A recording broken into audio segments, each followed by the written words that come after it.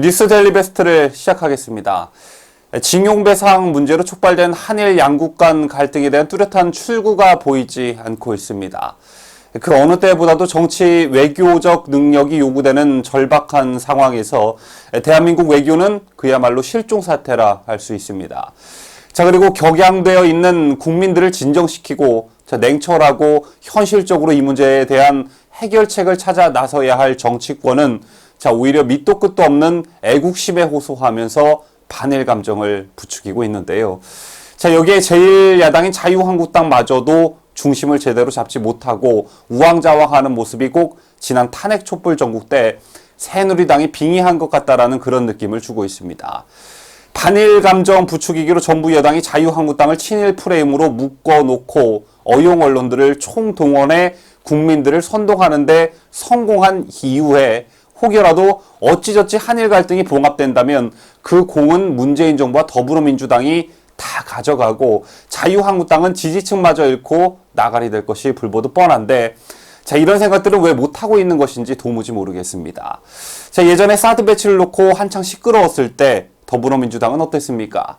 자, 물론 사드 전자파에 몸이 튀겨진다라는 괴담까지 퍼뜨렸지만, 자, 걔네는 끝까지 지지층을 대변했습니다. 그런데 자유한국당은 지금 어떻습니까? 또 언론에 쫄고 어차피 투표장에 가서 한국당을 찍을 일 없는 일제불매운동하는 몇몇의 나서기 좋아하는 국민들의 쫄고 결국 정부 여당의 반일 열차에 몸을 실었습니다. 그리고 사방팔방 외교적 고립 상태와 경제 폭망으로 사면초가에 빠진 문재인 정부의 호흡기를 지네들 손으로 달아줬습니다. 심지어 일각에서는 야, 니네들 민주당 이중대냐라는 전무후무한 그런 말까지 나오고 있는 상황입니다. 정말 총선을 앞두고 반전의 기회가 찾아왔는데 그걸 지발로 걷어차버리는 자유한국당을 보고 있으면요, 정말 이 사람들이 집권할 의욕은 있는 정당인가? 이해찬의 말처럼 20, 30년 야당만 할 건가? 이런 생각이 들 때가 정말 한두 번이 아닙니다.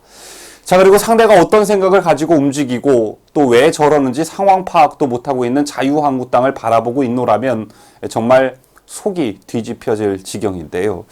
자, 결국 더불어민주당이 이번 한일 갈등과 관련해 아무런 대책도 없으면서 왜 저렇게 용감하게 나왔나라는 점을 알 수 있는 문서가 나왔습니다.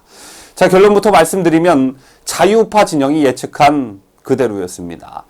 더불어민주당 싱크탱크 민주연구원, 현재 양정철이 원장으로 있죠.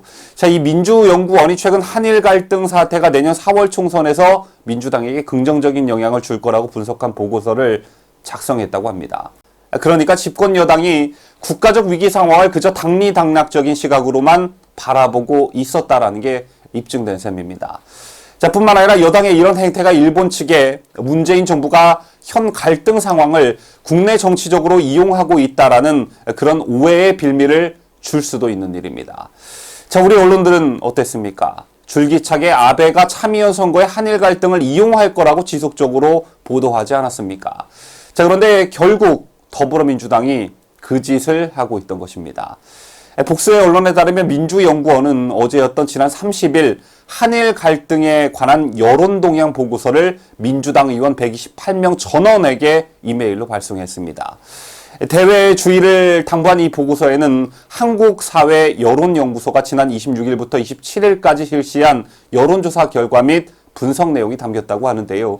자, 연구원은 조사 결과 일본의 수출 규제에 대한 여야의 대응 방식의 차이가 총선에 영향을 줄 것이라는 의견이 78.6%로 절대 다수라고 밝혔습니다.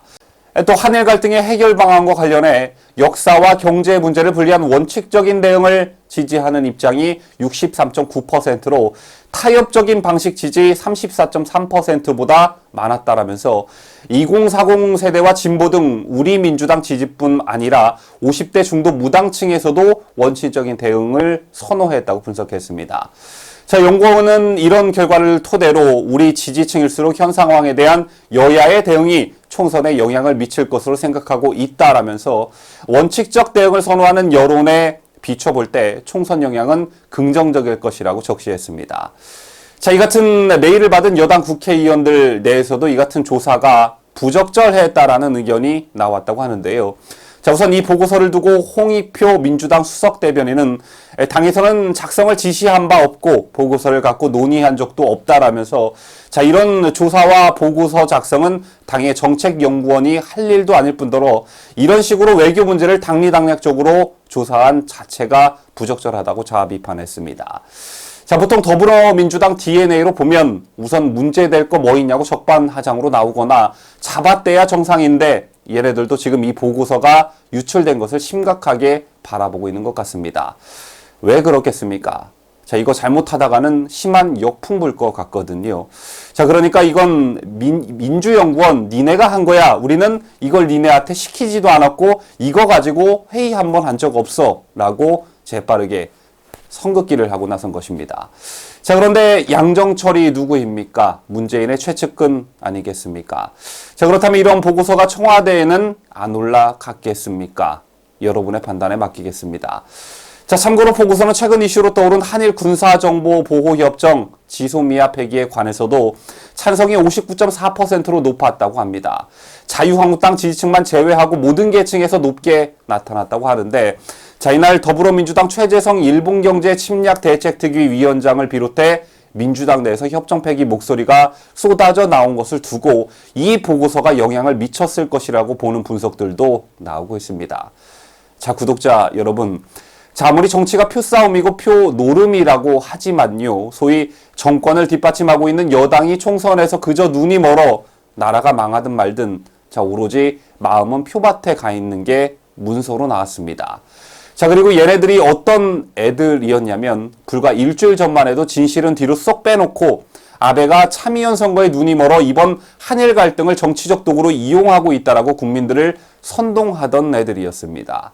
자, 한국 언론도 마찬가지였고요. 자, 이제 지네들이 이를 총선에 이용하려고 했던 정황 증거가 나왔으니까 자, 이를 비판했던 얘네들은 뭐라고 변명을 늘어놓을지, 또 이를 비판했던 한국 언론들은 이런 민주당의 행태에 어떤 보도들을 내놓을지 자, 오늘 하루 좀 지켜봐야 할 것 같습니다.